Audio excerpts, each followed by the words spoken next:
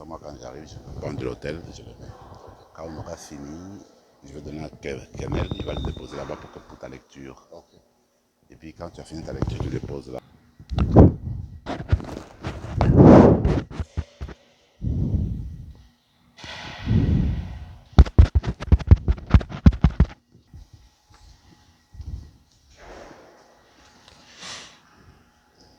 Bonjour et bienvenue à cette célébration eucharistique. La messe d'aujourd'hui sera célébrée pour les paroissiens et les paroissiennes du curé. Le président de la célébration sera l'abbé Jacques Kabangou, le curé. Entrons en célébration.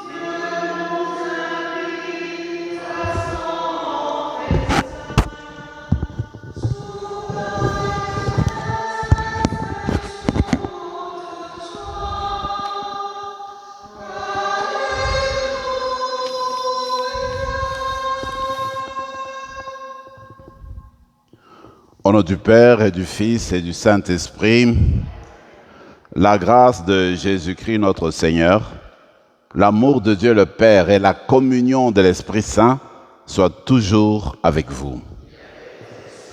Je suis heureux de célébrer avec vous ce 19e dimanche du temps ordinaire. Et à chaque jour, à chaque dimanche, le Seigneur nous accueille avec joie dans sa maison parce qu'il veut renouveler notre cœur, il veut nous remplir de sa présence, il veut nous remplir de sa vie. Aujourd'hui, dans les lectures, surtout dans la lecture évangélique, eh bien, on nous présente la barque qui fait face à des tempêtes, face à des vents violents. Et la barque, c'est l'image de notre vie, c'est l'image de notre existence, c'est l'image de notre Église qui est sur les eaux de la vie, où il y a toujours des tempêtes. Mais quand on se tourne vers le Seigneur, on fixe le regard vers le Seigneur, les tempêtes s'apaisissent. On va demander la grâce durant cette célébration, la grâce de fixer toujours notre regard vers le Christ, dans le haut et dans le bas, qu'on soit dans les difficultés ou dans les joies, qu'on garde toujours son regard sur lui et il assurera notre chemin jusqu'au Père. Au début de cette rencontre, nous allons d'abord reconnaître devant Dieu que toujours nous n'avons pas fixé notre regard sur lui.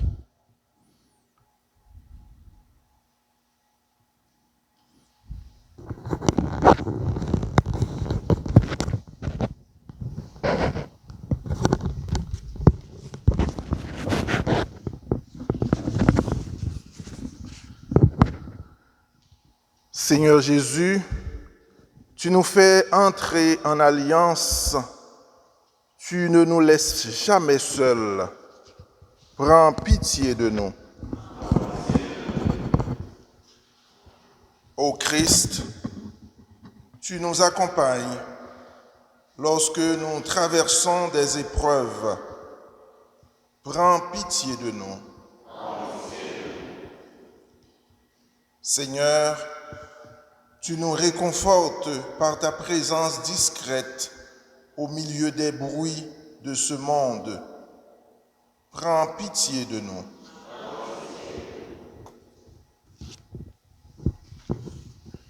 Que Dieu Tout-Puissant nous fasse miséricorde, qu'il nous pardonne nos péchés et nous conduise à la vie éternelle.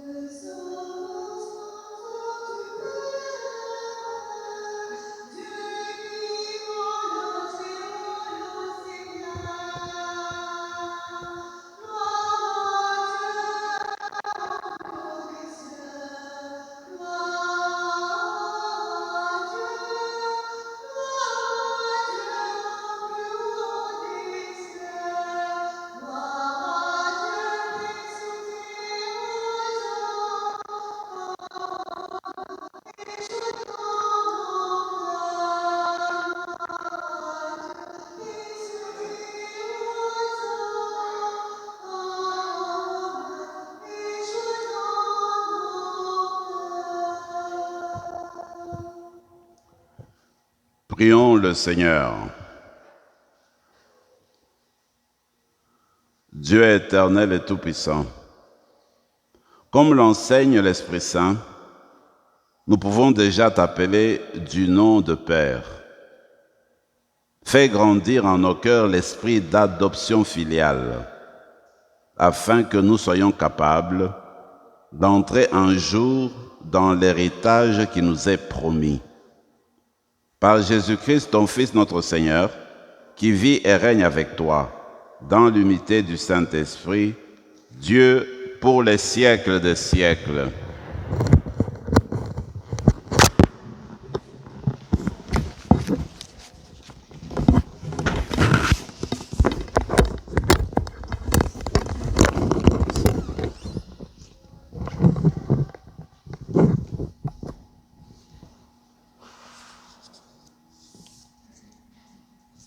Du premier livre des rois.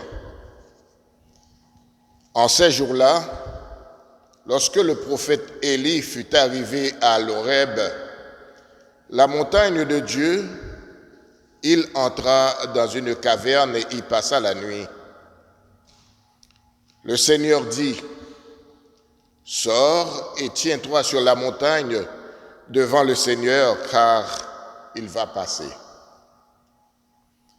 À l'approche du Seigneur, il y eut un ouragan si fort et si violent qu'il fendait les montagnes et brisait les rochers. Mais le Seigneur n'était pas dans l'ouragan. Et après l'ouragan, il y eut un tremblement de terre. Mais le Seigneur n'était pas dans le tremblement de terre. Et après ce tremblement de terre, un feu. Mais le Seigneur n'était pas dans ce feu. Et après ce feu, le murmure d'une brise légère. Aussitôt qu'il l'entendit, Élie se couvrit le visage avec son manteau. Il sortit et se tint à l'entrée de la caverne. Parole du Seigneur.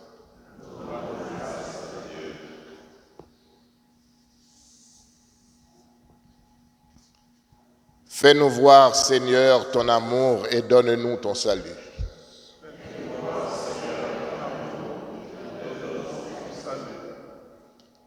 J'écoute. Que dira le Seigneur Dieu?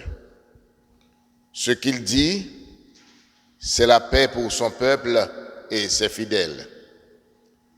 Son salut est proche de ceux qui le craignent, et la gloire habitera notre terre.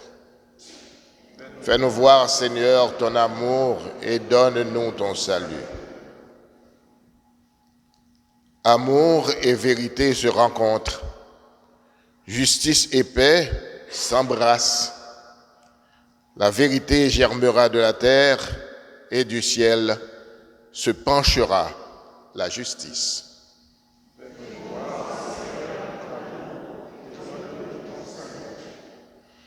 Le Seigneur donnera ses bienfaits et notre terre donnera son fruit. La justice marchera devant lui et ses pas traceront le chemin.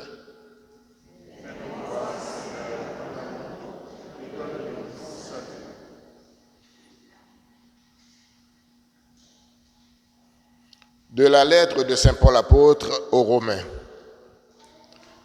Frères et sœurs, c'est la vérité que je dis dans le Christ. Je ne mens pas. Ma conscience m'en rend témoignage dans l'esprit.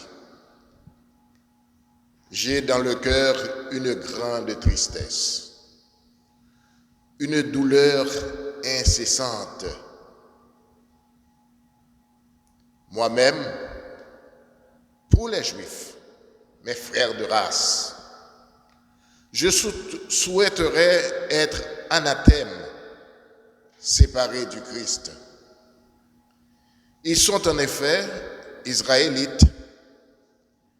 Ils ont l'adoption, la gloire, les alliances, la législation, le culte, les promesses de Dieu. Ils ont les patriarches et c'est de leur race que le Christ est né. Lui qui est au-dessus de tout. Dieu béni pour les siècles. Amen. Parole du Seigneur.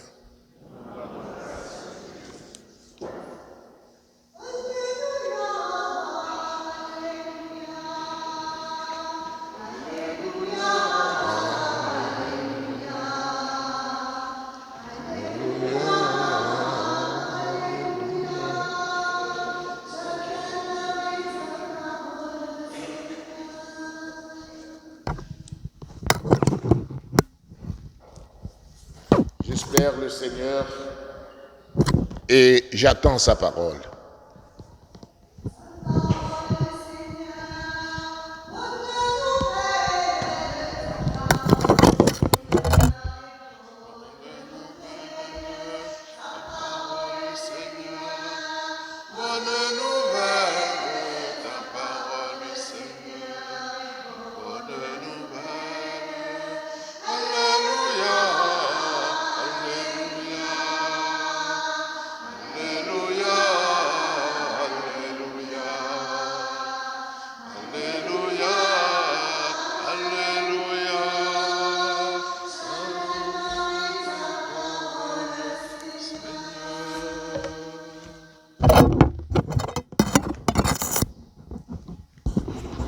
Le Seigneur soit avec vous.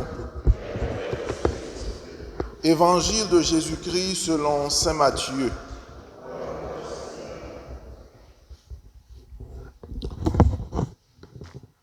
Aussitôt, après avoir nourri la foule dans le désert, Jésus obligea les disciples à monter dans la barque et à le précéder sur l'autre rive, pendant qu'il renverrait les foules. Quand il les eut renvoyés, il gravit la montagne à l'écart pour prier. Le soir venu, il était là, seul. La barque était déjà à une bonne distance de la terre. Elle était battue par les vagues, car le vent était contraire. Vers la fin de la nuit, Jésus vint vers eux en marchant sur la mer. En le voyant marcher sur la mer, les disciples furent bouleversés. Ils dirent, « C'est un fantôme. » Pris de peur, ils se mirent à crier. Mais aussitôt Jésus leur parla. « Confiance, c'est moi, n'ayez plus peur. » Pierre prit alors la parole. « Seigneur, si c'est bien toi, ordonne-moi de venir vers toi sur les eaux. » Jésus lui dit, « Viens. » Pierre descendit de la barque et marcha sur les eaux pour aller vers Jésus. Mais voyant la force du vent, il eut peur et, comme il commençait à enfoncer, il cria, « Seigneur, sauve-moi !»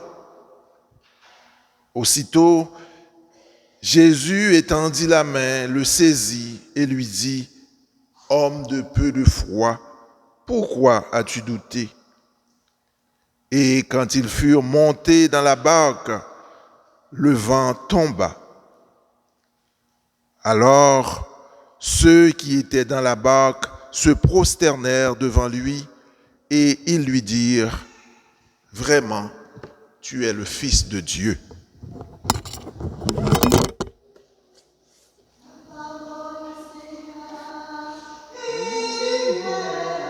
Ta parole, Seigneur. Alléluia, Alléluia.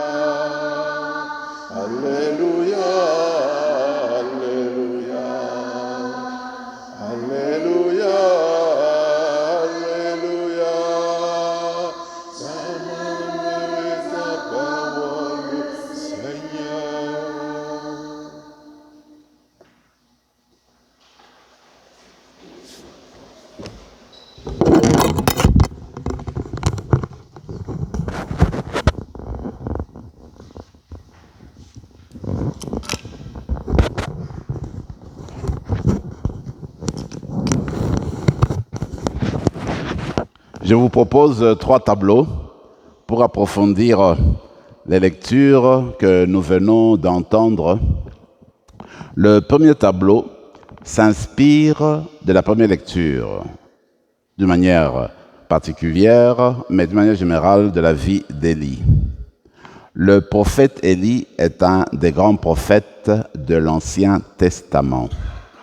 Maintenant, durant son temps, le roi qui était au pouvoir a dû ouvrir la porte aux dieux étrangers, au peuple étranger, de sorte que même la population d'Israël a tourné son cœur vers les idoles.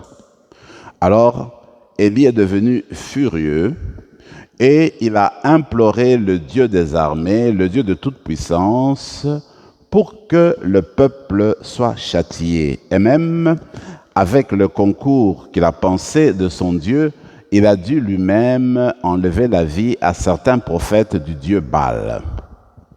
Voilà maintenant qu'en revanche, le roi et la reine en veulent à la vie du prophète Élie. Alors il se met en fuite.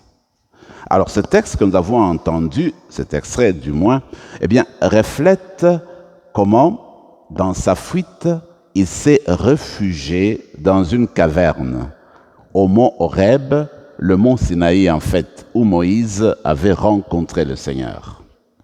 Mais maintenant, Élie attend la réponse de Dieu.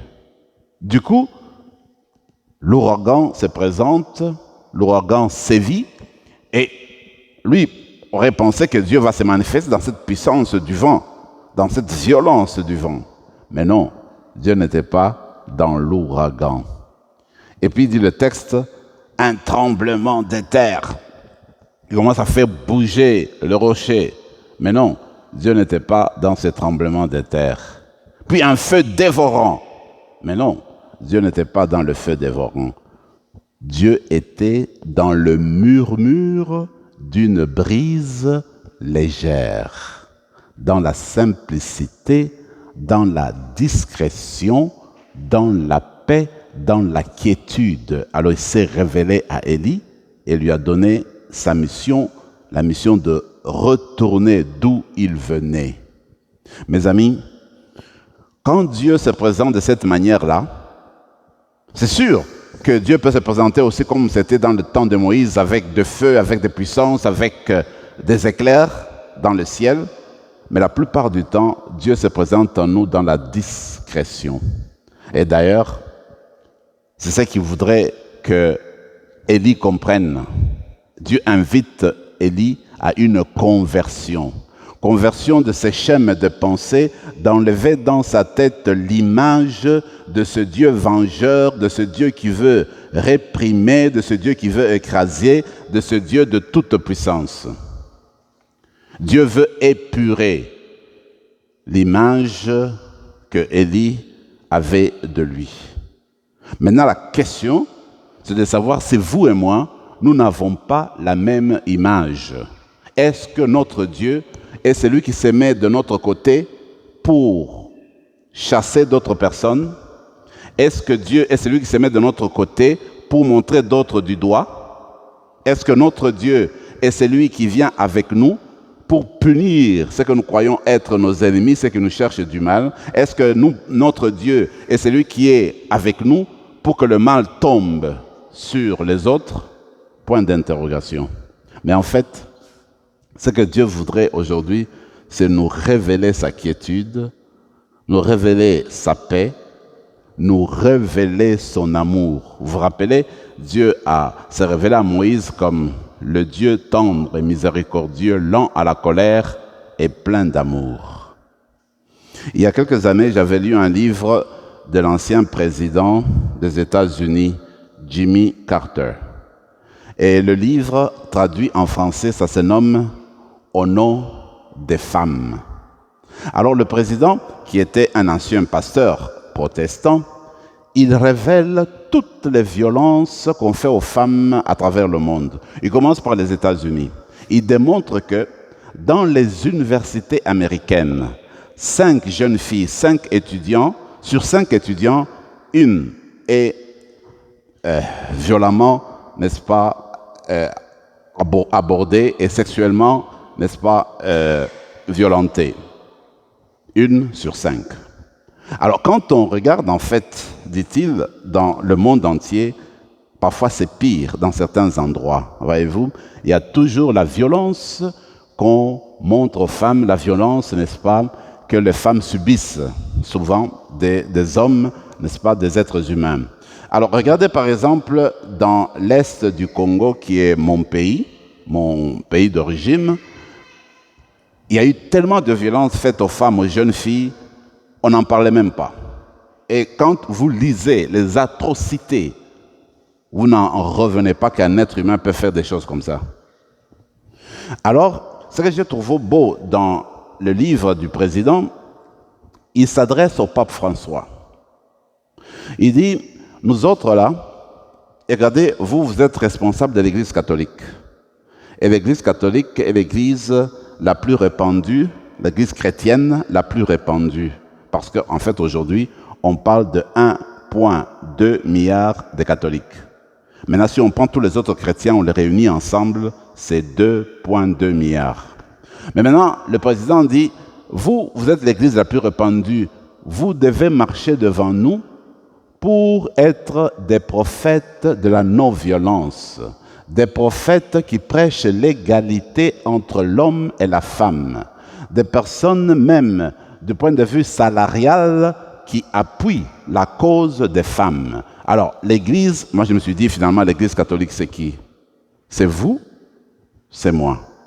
C'est nous qui sommes appelés à devenir des personnes non violentes, des personnes qui prêchent l'égalité entre l'homme et la femme, des personnes qui sont là pour la paix, la quiétude, la réconciliation dans ce monde-ci, le monde d'aujourd'hui. Regardez, notre Seigneur Jésus, c'est le Seigneur de la non-violence. Parce que les gens comme Martin Luther King, qui était pasteur protestant, des gens comme Gandhi, qui ont prêché la non-violence, sont partis puiser dans l'Évangile, sont partis puiser chez Jésus.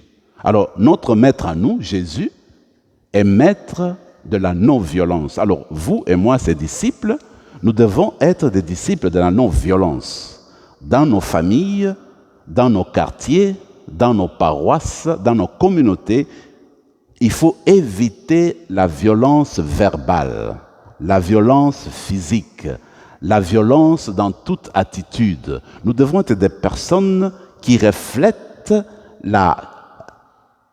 l'attitude correcte de notre Seigneur, qui était toujours une attitude accueillante. Quelqu'un disait une chose belle que j'ai aimée, il dit, regardez notre Seigneur Jésus, il n'a pas eu de problème avec des femmes durant son existence, il n'a pas de problème avec des femmes du tout. Regardez notre Seigneur Jésus, il n'a pas eu de problème avec des petits, avec des esclaves du tout. Et même il y a des personnes qui étaient haut placées, qui étaient ses amis. Notre Seigneur est celui qui prêche la paix, la quiétude, l'entente. Donc, dans la célébration d'aujourd'hui, nous allons demander cette grâce-là, d'être des personnes non violentes. Aujourd'hui, j'aime beaucoup, quand j'entre dans certains, vous l'avez aussi remarqué, dans certains centres médicaux, dans des pharmacies, dans certains magasins, certains commerces, tu trouves une affiche, nous ne tolérerons pas une attitude agressive. Quand vous vous adressez, bien, vous vous adressez normalement. Pas de violence, pas d'agressivité dans notre commerce, voyez-vous. Et nous, n'est-ce pas, les disciples du Christ, nous devons être les premiers à emboîter ces pas-là. Et nous nous enracinons sur notre Maître, nous nous appuyons sur Jésus-Christ lui-même. Deuxième tableau, ça sera très rapidement. Regardez, Jésus marche sur les eaux.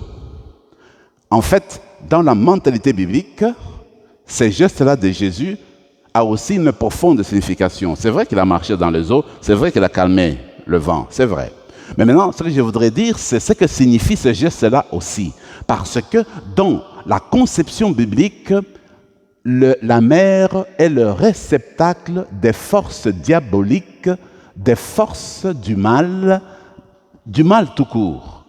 Tout se concentre dans la mer. Alors si Jésus marche sur les eaux, c'est pour montrer que lui là domine les forces du mal domine. Le mal lui-même domine les esprits diaboliques, les esprits maléfiques. Alors, quand il tend la main à Pierre, il dit « Suis-moi, viens, marche sur les eaux comme moi, domine le mal comme moi. Je te donne la main, fais-le comme moi, domine le mal. » En fait, aujourd'hui, Jésus tend la main à chacune d'entre nous pour que nous le rejoignions sur les eaux, pour que nous éloignions toujours le mal de nos vies, pour qu'avec son aide, nous écrasions le mal, pour qu'avec son aide, nous fassions face au mal continuellement, avec courage et avec espoir. Parce que quand on le fixe tout au long de notre vie, eh bien, le mal ne va jamais nous engloutir, ne va jamais nous enfoncer dans les profondeurs de la mer. Alors, ce que le Seigneur nous invite aujourd'hui, il invite à vous et à moi, c'est tout au long de cette célébration, tout au long de cette semaine, que nous gardions le regard fixé sur lui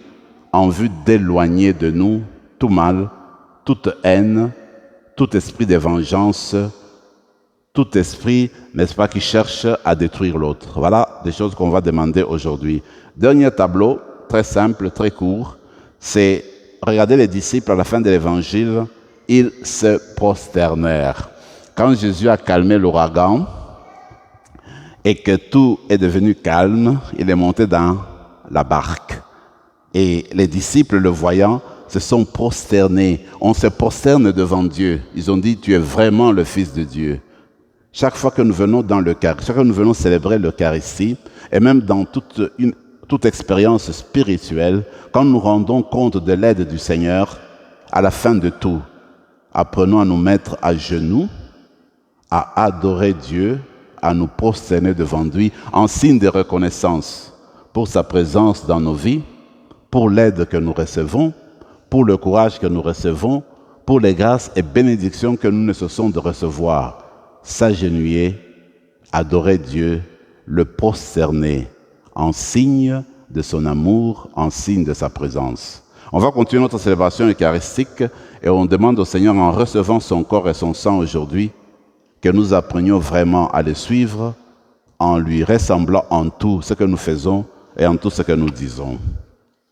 Amen.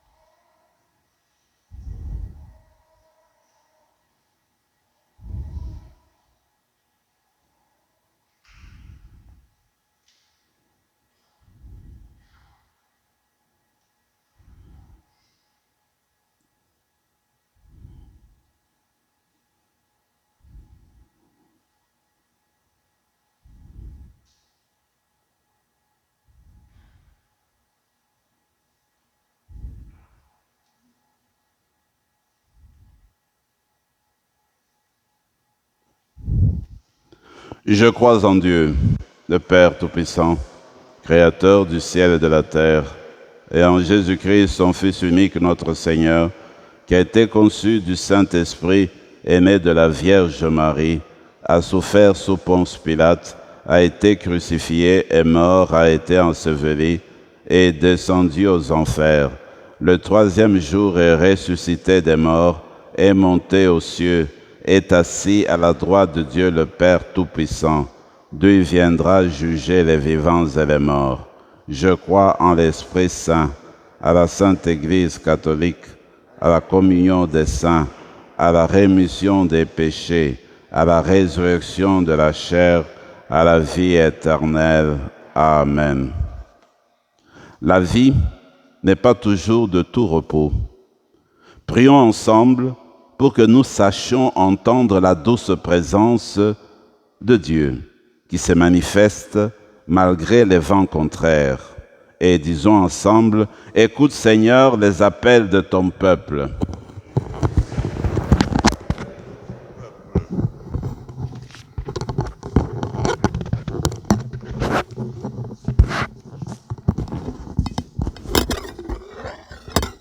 Prions pour les personnes qui se dévouent généreusement dans l'exercice de leurs responsabilités sociales et politiques. Écoute, Seigneur, les appels de ton peuple. Prions pour les gens engagés en Église qui réconfortent les autres en étant présence de Dieu. Écoute, Seigneur, les appels de ton peuple. Prions pour les victimes de la guerre ou de toute autre forme d'agression. Écoute, Seigneur, les appels de ton peuple. Prions pour les jeunes qui s'engagent dans des causes destinées à bâtir un monde meilleur. Écoute, Seigneur, les appels de ton peuple. Prions pour les membres de nos communautés qui trouvent du réconfort dans la foi, en la présence de Dieu au cœur de leur vie. Écoute, Seigneur, les appels de ton peuple. Prions pour les malades de notre paroisse et pour toutes les intentions de cette messe. Écoute, Seigneur, les appels de ton peuple. Prions pour les victimes de la catastrophe en Hawaï, où le nombre de morts s'élève maintenant à plus de 93 personnes. Alors prions pour toutes ces victimes. Écoute, Seigneur, les appels de ton peuple.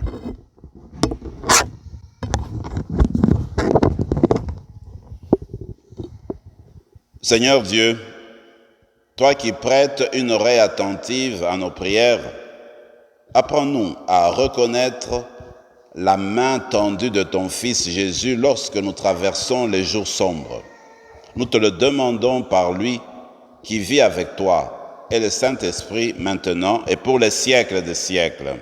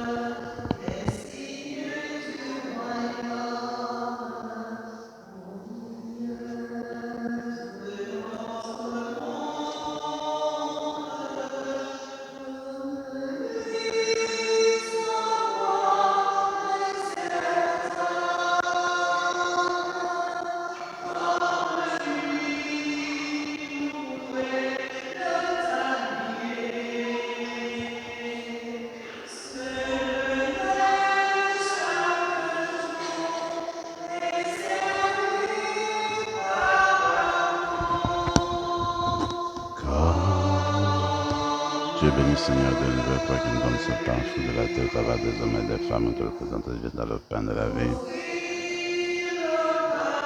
Dieu béni, Seigneur de l'univers, toi qui nous donnes ce vin, fruit de la vie, au travail des hommes et des femmes, nous te le présentons dans le vin du royaume éternel. Comme des pauvres, nous te supplions, Seigneur, accueille-nous, que notre sacrifice en ce jour pour grâce devant toi.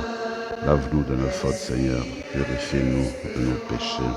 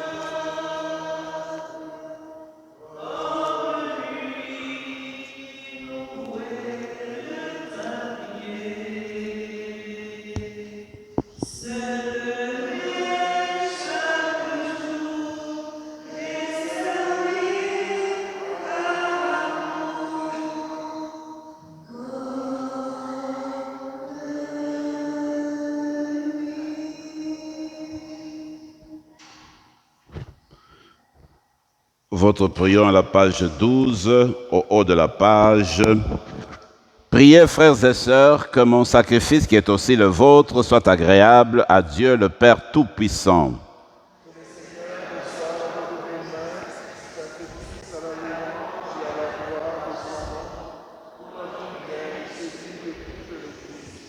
Accueille favorablement, Seigneur, ces présents que, dans ta miséricorde, tu as donnés à ton Église, pour qu'elle puisse te les offrir. Fais qu'ils deviennent par ta puissance le sacrement de notre salut, par le Christ notre Seigneur. Le Seigneur soit avec vous. Et élevons notre cœur.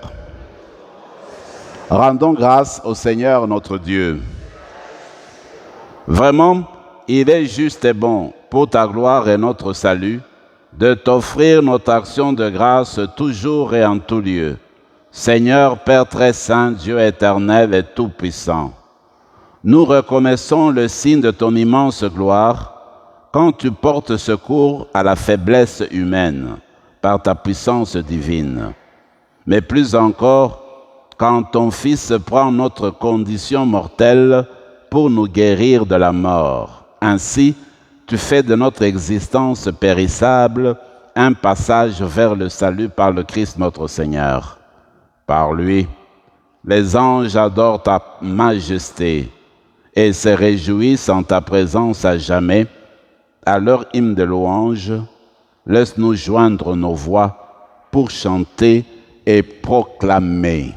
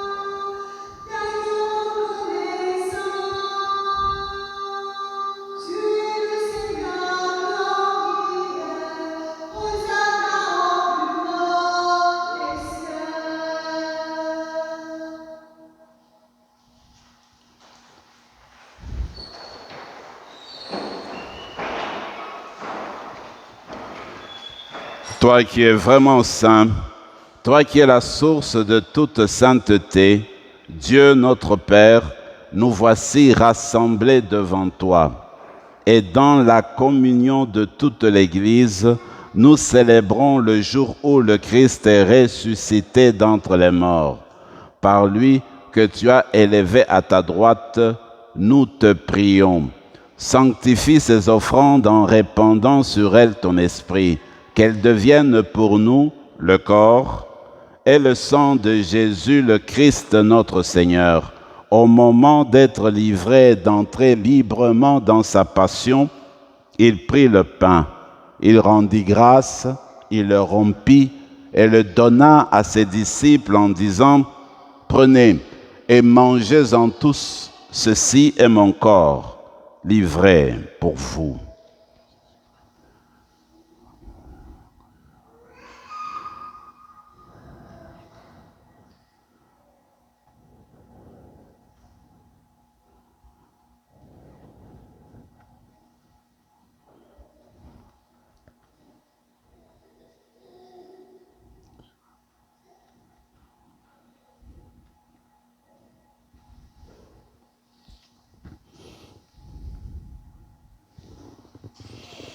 De même, après le repas, il prit la coupe. De nouveau, il rendit grâce et la donna à ses disciples en disant, « Prenez et buvez-en tous, car ceci est la coupe de mon sang, le sang de l'alliance nouvelle et éternelle, qui sera versé pour vous et pour la multitude en rémission des péchés. Vous ferez cela en mémoire de moi. »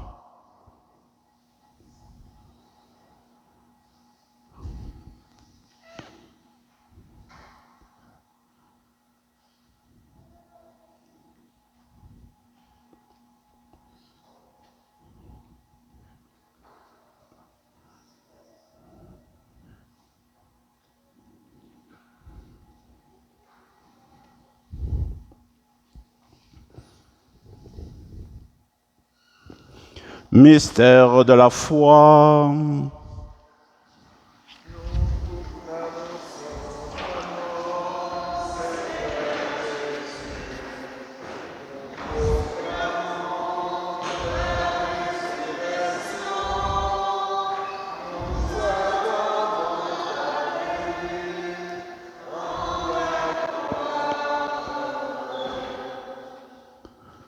En faisant ainsi mémoire de la mort et de la résurrection de ton Fils, nous t'offrons, Seigneur, le pain de la vie et la coupe du salut.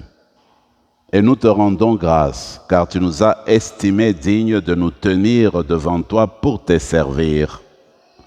Humblement, nous te demandons qu'en ayant part au corps et au sang du Christ, nous soyons rassemblés par l'Esprit Saint en un seul corps.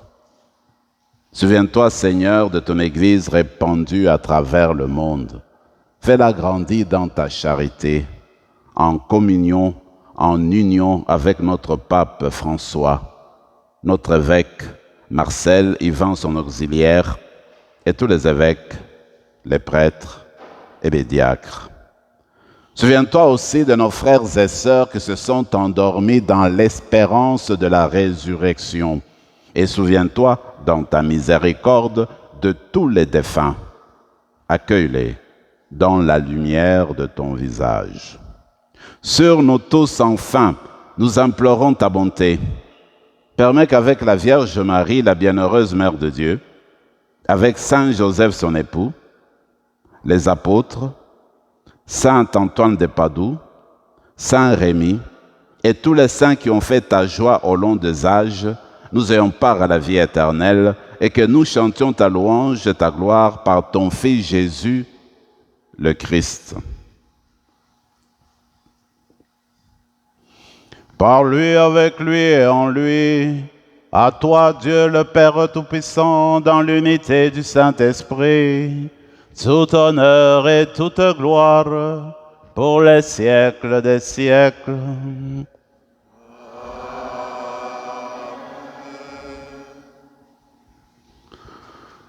Dans la prière de notre Père, demandons la grâce de garder toujours notre regard fixé sur Jésus afin de dominer les forces du mal. Notre Père qui es aux cieux, que ton nom soit sanctifié, que ton règne vienne, que ta volonté soit faite sur la terre comme au ciel. Donne-nous aujourd'hui notre pain de ce jour. Pardonne nos offenses comme nous pardonnons aussi à ceux qui nous ont offensés, et ne nous laisse pas entrer en tentation, mais délivre-nous de tout mal, Seigneur, et donne la paix à notre temps. Soutenus par ta miséricorde, nous serons libérés de tout péché, à l'abri de toute épreuve. Nous qui attendons que se réalise cette bienheureuse espérance, l'avènement de Jésus-Christ, notre Sauveur.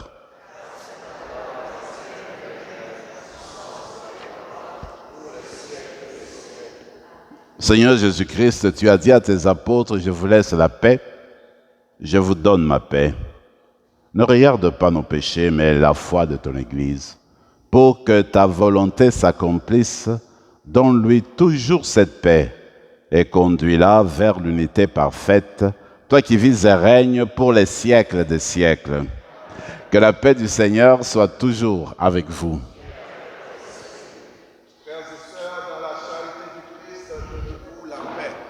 Paix du Seigneur.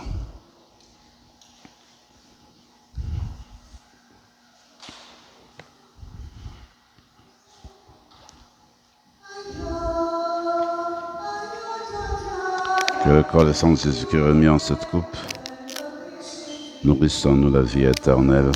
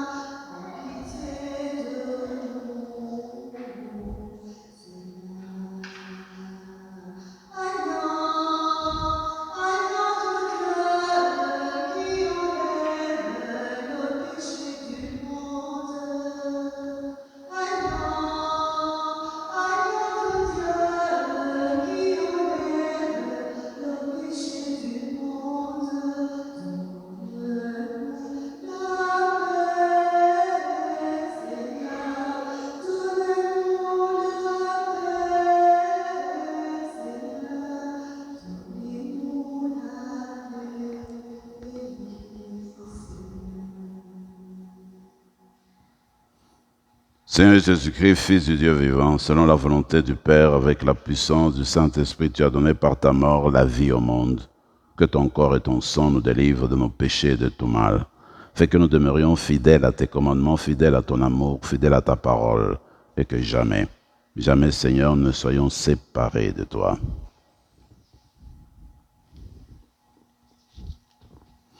Voici la source de notre foi. C'est l'agneau de Dieu, celui qui enlève les péchés du monde. Heureux les invités au repas des noces de l'agneau.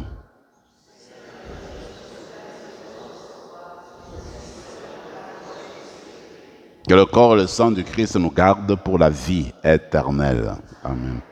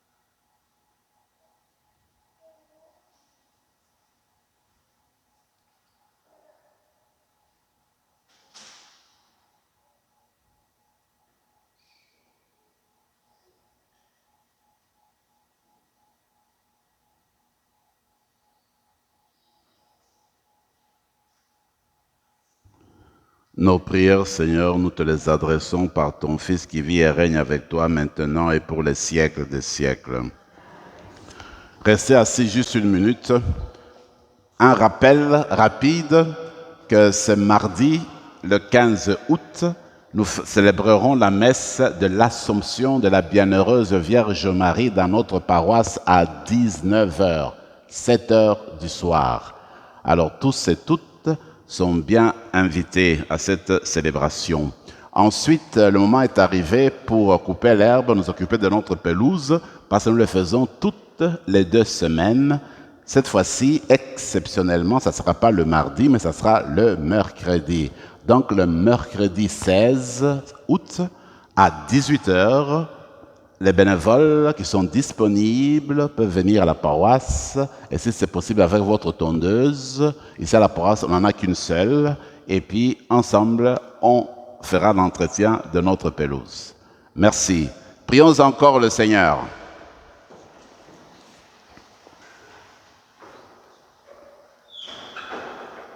Que cette communion à ton sacrement, Seigneur, nous procure le salut et qu'elle nous affermisse dans la lumière de ta vérité, par le Christ notre Seigneur. Le Seigneur soit avec vous et que Dieu Tout-Puissant vous bénisse, le Père, le Fils et le Saint-Esprit. Allez en paix, glorifiez le Seigneur par votre vie. Nous rendons grâce à Dieu.